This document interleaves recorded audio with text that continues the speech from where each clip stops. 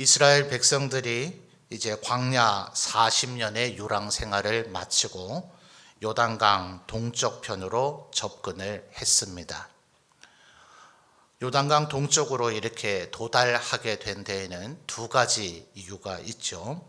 하나는 가데스 바네아에서 10명의 정탐꾼과 그들의 불신앙의 보고를 들은 이스라엘 대중 모두 다가 가나안 땅에 들어갔다가는 우리가 몰살당할 것이다 라는 불신앙의 마음을 가졌기 때문에 하나님 앞에 그 형벌로 40년 동안 유랑 생활을 하게 된 것이 가장 큰 원인이고요. 애굽에서 가나안 땅으로 접근하는 가장 아주 짧은 루트에는 이스라엘을 둘러싸고 있는 여러 이방 족속들 가운데 가장 강력한 세력인 블레셋 족속이 그곳에 있어서 하나님께서는 그 지역으로 통과하게 하지 않으시고 이들의 믿음의 연약함을 고려하셔서 요단강 동쪽으로 우회해서 가나안 땅으로 진입하게 하셨습니다. 그런데 가나안 동쪽이라고 해서 블레셋 족속만큼은 아니더라도 그곳에는 이방인들이 없었던 것은 아니죠. 특별히 남방에서부터 에돔 그리고 모압 암몬 족속은 이스라엘 백성과는 친척이 되는 민족들이기 때문에 하나님께서는 그들을 공격하는 것을 허락하지 않으셨습니다. 물론 후에는 그들 또한 정벌의 대상이 되었지만 이때까지는 친족인 족속을 공격하지 말라고 하셨습니다.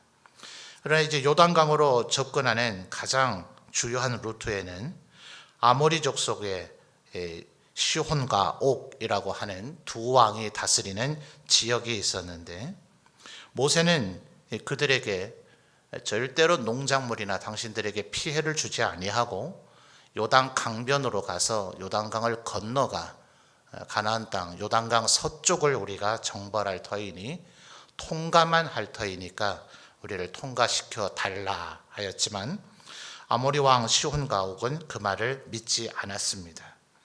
사실 그들을 꼭 탓할 수만은 없었습니다. 고대의 모든 전쟁들이 사실은 그렇게 말했지만 순진하게 그 약속이 지켜진 예는 단 한 번도 없었으니까요.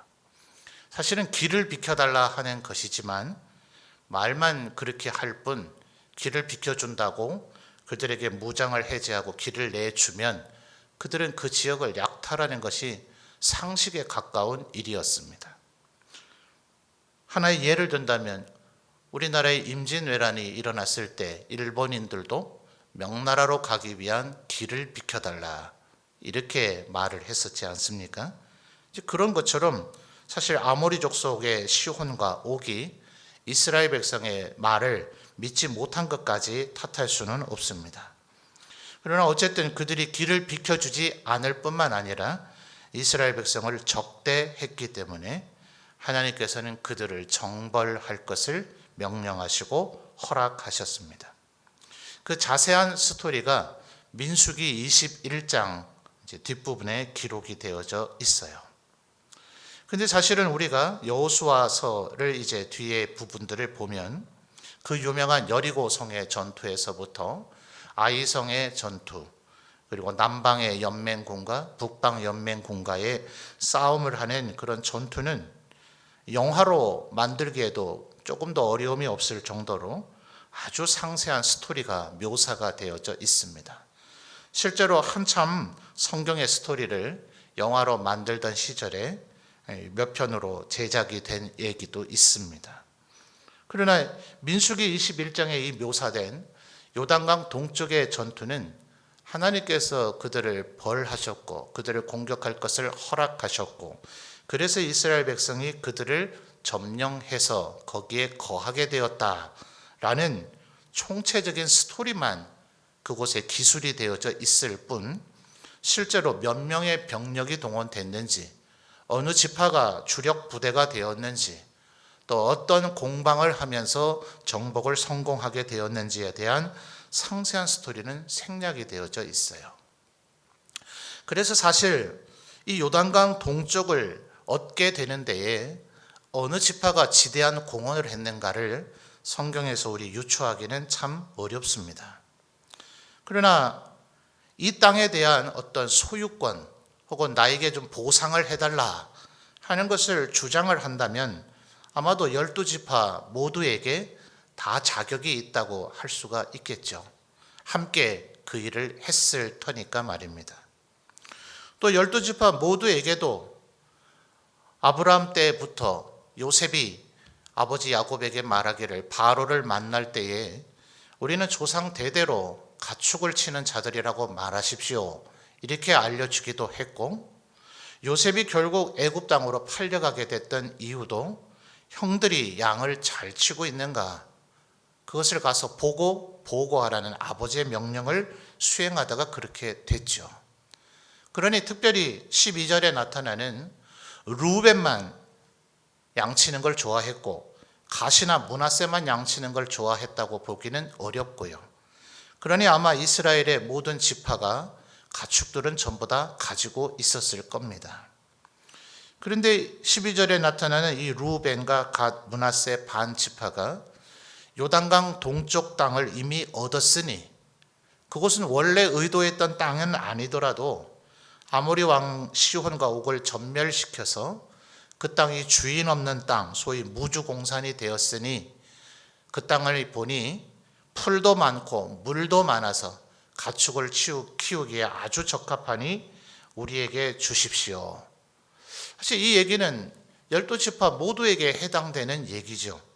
꼭 이 두 지파 반에게만 특별히 해당되는 얘기는 아니더라 하는 겁니다. 그래서 모세는 그 두 지파 반의 그 요청을 처음에는 좀 달갑지 않게 여기다가 결국 하나님의 뜻에 따라 그것을 허락하게 되는데 대신에 조건이 있었죠. 그것이 바로 15절의 말씀입니다. 자, 이미 읽었습니다만 여러분 15절을 다시 한번 읽어주실까요? 시작.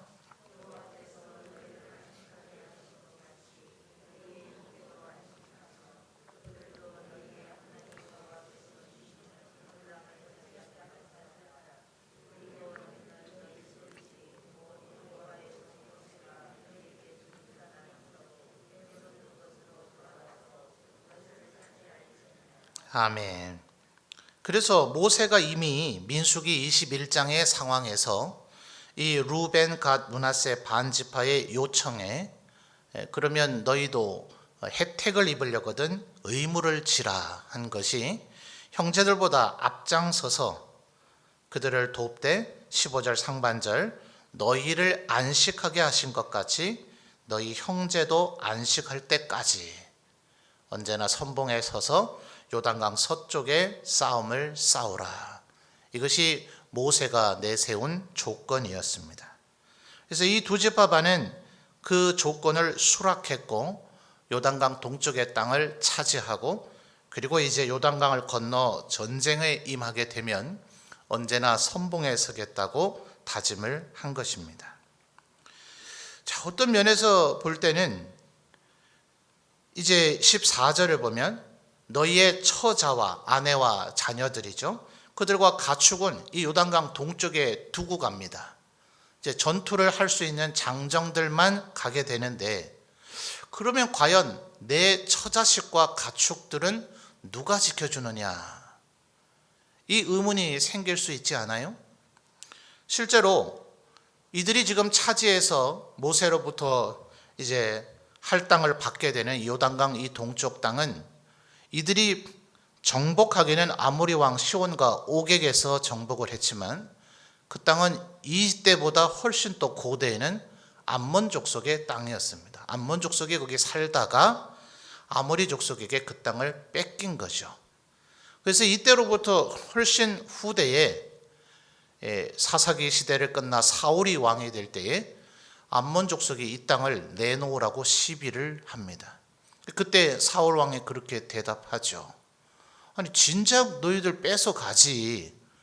아모리 족속 시온과 옥이 그 땅을 차지하고 있을 때 너희는 뭐 했냐?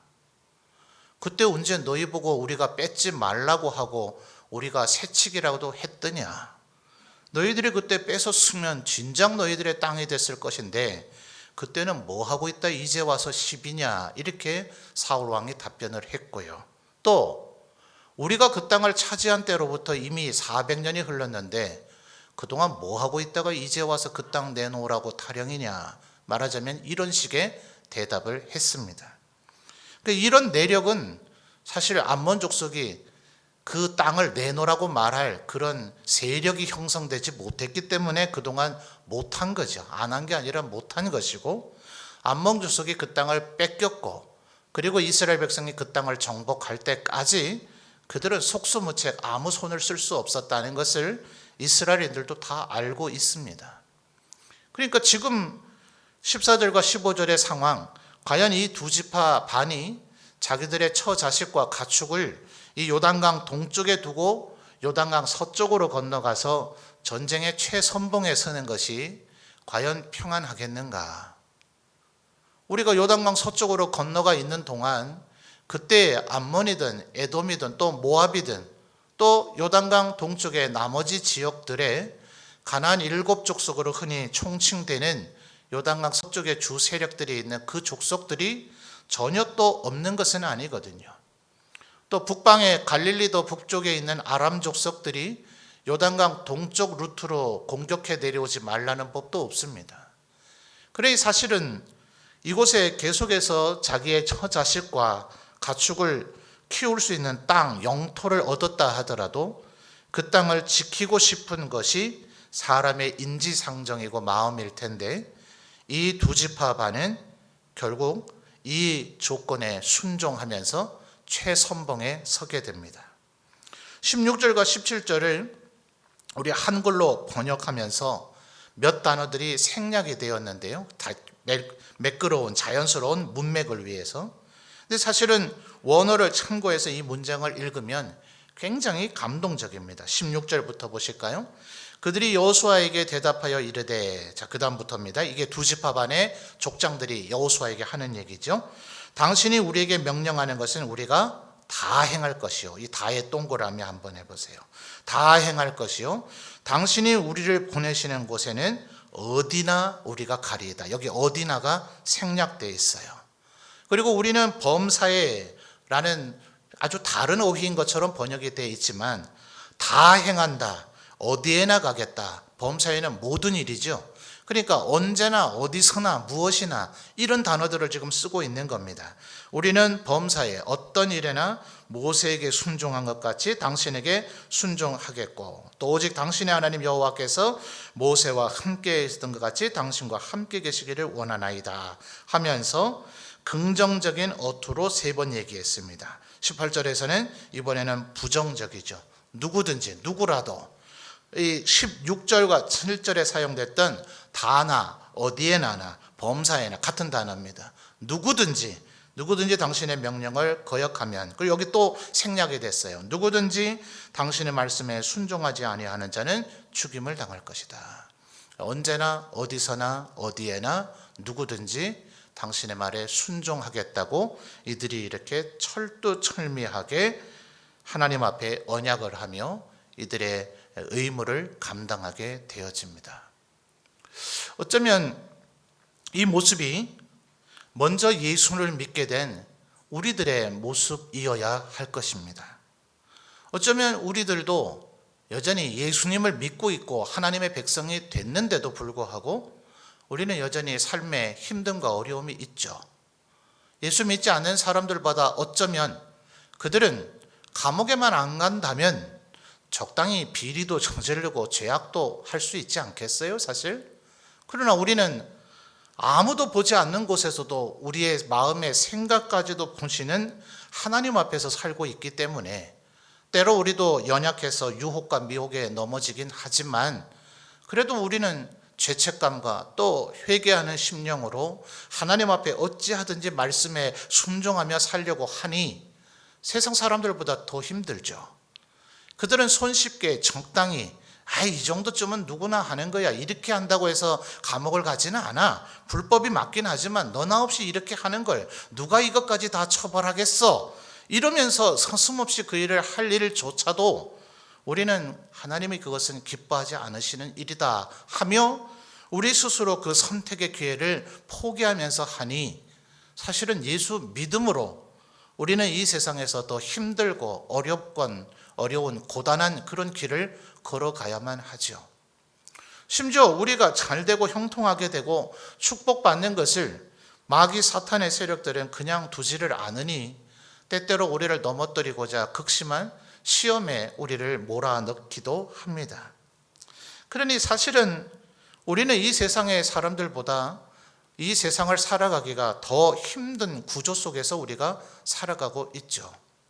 그런데도 불구하고 우리가 아직 구원을 얻지 못한, 아직 신앙으로 하나 되지 못한, 아직 예수님을 믿지 못한 이들을 돕고 살아야 될 의무를 지는 것이 맞는가? 어쩌면 우리는 그런 생각이 들 수도 있습니다.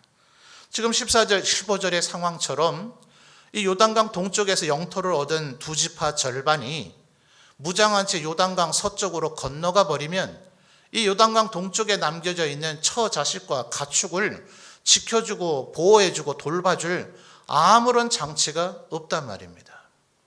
그러니 이 두 지파에겐 너무나 불공정하고 가혹한 의무가 아닌가, 우리는 이런 생각을 가질 수가 있습니다. 그런데 여러분, 이제 요단강 서쪽으로 건너가서 본격적인 싸움을 해야 되는 이 9지파 절반은 어떻습니까? 그들은 싸움을 안 하나요? 그들도 합니다. 이 두 지파 반만 선봉에 세워놓고 그들은 뒷짐지고 있는 것이 아니라 이들 또한 동일한 싸움을 해야 됩니다. 요단강 서쪽으로 건너간 이 9지파 절반에게는 그들의 처 자식과 가축은 안전합니까? 아니요, 그들 또한 안전하지 않습니다. 굳이 비교한다면 누가 더 위험에 노출되어 있습니까? 요단강 동쪽의 처 자식과 가축은 혹시 있을지 모르는 미지의 위험에 대변하는 것이고, 이들이 가축 9지파 절반이 자신의 처자와 가축을 대동해서 최전선인 요단강 서쪽으로 건너가는 순간 그들의 처자식은 고스란히 7년 반 전쟁의 최전방에 노출되는 꼴입니다. 누가 더 위험합니까? 우리의 처지만 생각하면 분명히 요단강 동쪽 사람들도 만만치 않은 힘듦과 어려움을 짊어져야 되지만, 그것은 요단강 서쪽의 사람들, 그 땅을 얻기 위해서 싸워야 되는 사람들이 직면한 그 어려움과 비할 바는 못 된다. 그러니 하나님께서는 너희의 처 자식과 가축이 과연 안전할 것인가에 대해서 얘기하지 아니하고 15절에 보면 중대한 단어를 얘기합니다. 자, 15절 다시 한번 주목해서 보실까요? 여호와께서 너희를 뭐 하게 하셨다고요? 안식하게 하셨다고 모세가 했던 말을 여호수아는 지금 되뇌입니다. 너희가 비교적 낫지 않냐? 너희들의 형편이 요단강 서쪽을 얻을 사람들보다는 그래도 낫지 않느냐, 이렇게 얘기하지 아니하고 모세는, 그리고 그 뒤를 이은 여호수아는 단언하는데, 여호와께서 너희를 뭐 하게 하셨다고요? 안식하게 하셨다고요.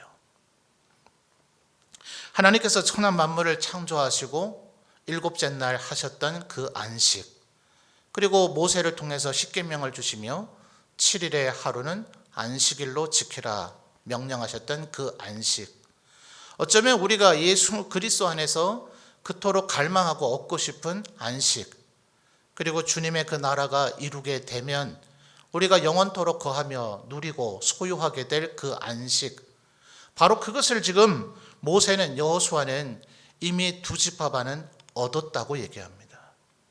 바로 이것이 중대한 차이점이죠. 그래서 15절 이어지는 말씀을 보면 너희 형제도 전쟁의 위협에서 사라질 때까지, 너희 형제의 처 자식들이 안전할 때까지, 너희 형제들의 가축이 절대로 살상의 위협이 노출되지 않을 때까지를 얘기하는 것이 아니라 너희 형제도 뭘 얻기까지요? 안식을 얻기까지.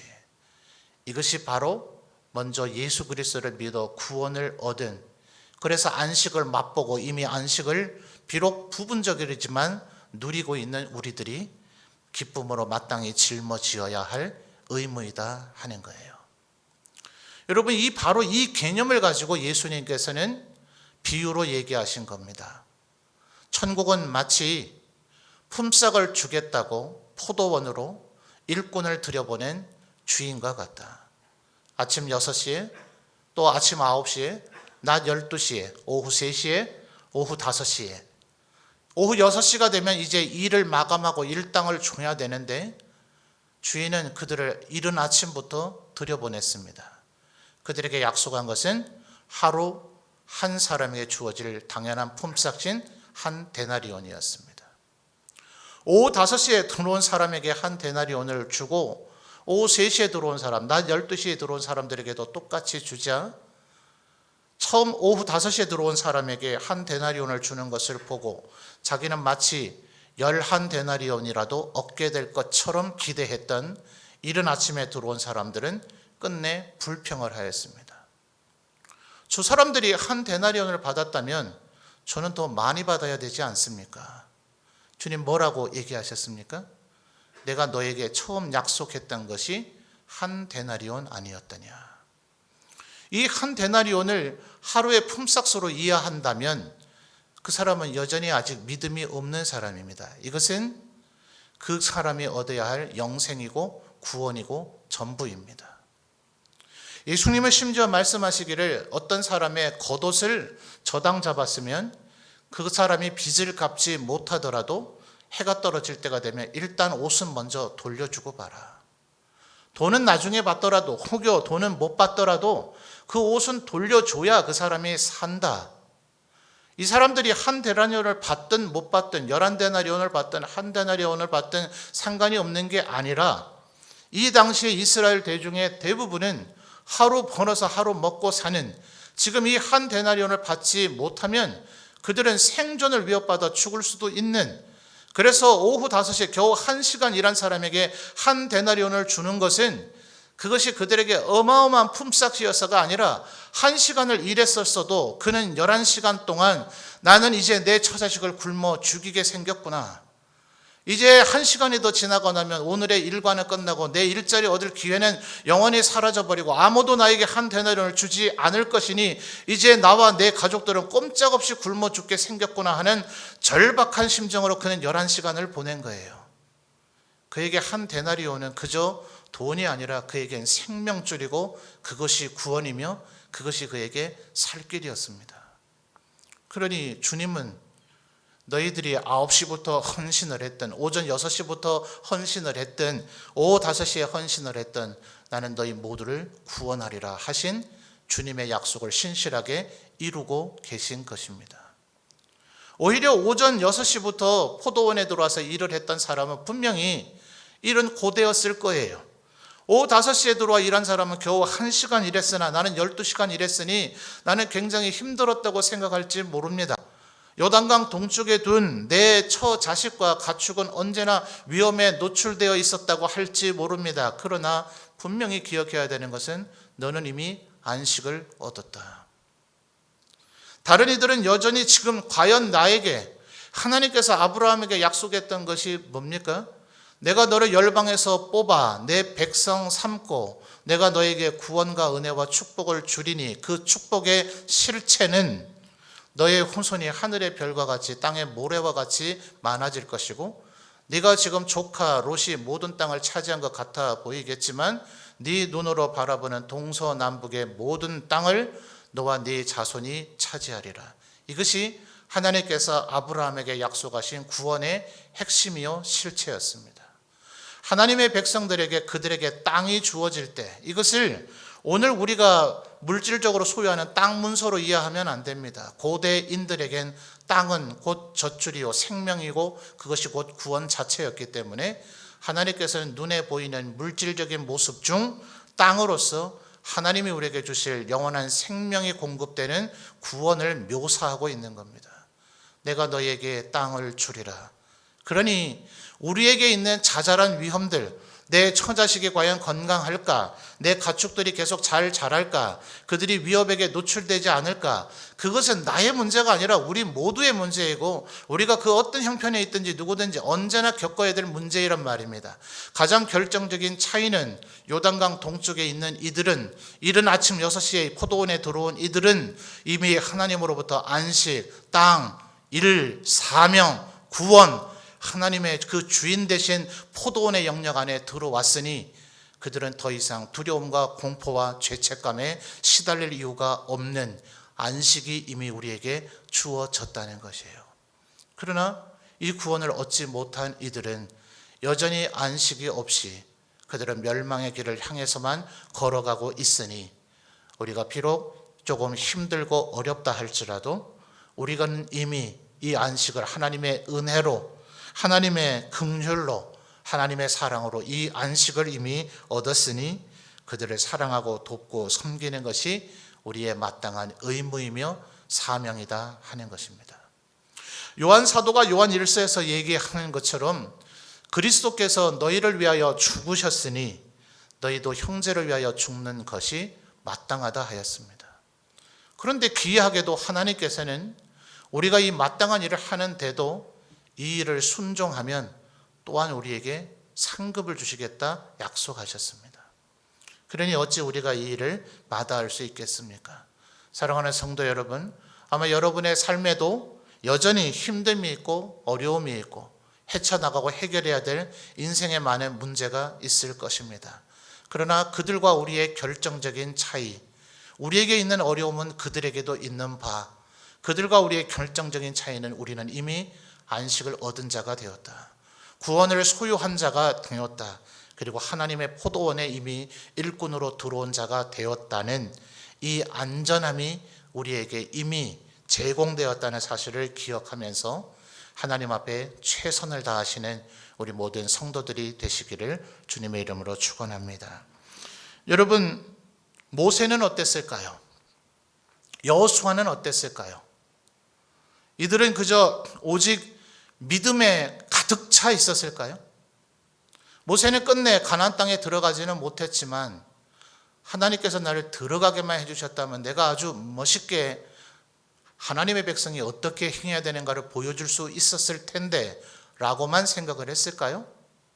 여호수아는 모세의 뒤를 이은 지도자이니 그냥 아주 담대한 마음을 가지고 백성들아 오직 나만 의지하고 나만 따르라, 내 하는 대로만 하면 된다라는 생각을 갖고 있었을까요? 그렇지 않죠. 1장 1절에서부터 9절까지를 보면 하나님께서는 무려 3번이나 여호수아에게 강하고 담대하라고 얘기하십니다. 우리의 속마음까지도 하나님께서는 아시죠.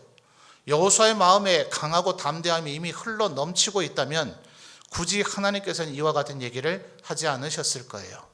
더 놀라운 것은 여호수아에게 강하고 담대하라는 이 말씀은 여호수아 1장에서 처음 하신 게 아닙니다. 민수기와 신명기를 살펴보면 하나님께서는 모세가 이미 죽기 전에 모세를 통해서 이 여호수아를 이스라엘 백성 대중 가운데 후계자로 임명하며 세워놓고 공개적으로 여호수아에게 강하고 담대할 것을 권면하시곤 했습니다. 오늘 처음 있는 일이 아니에요. 그런데 가장 놀라운 것은 18절 하반절 아닙니까?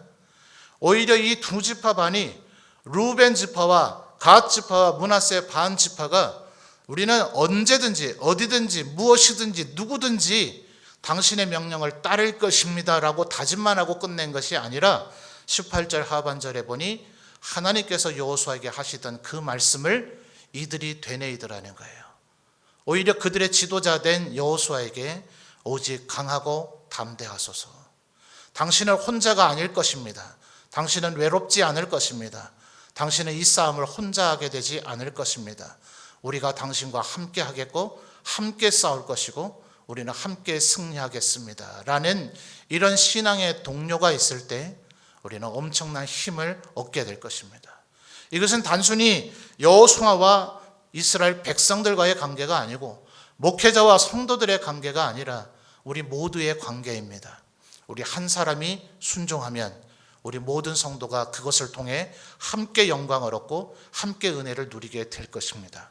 하나님의 말씀에 순종하는 우리 성도, 우리 신앙의 동료를 보면 나도 할 수 있겠구나, 또 나도 저렇게 해야 되겠구나 하는 동기부여가 돼서 우리 모두가 함께 하나님께 순종하며 영광 돌리는 계기가 될 것입니다.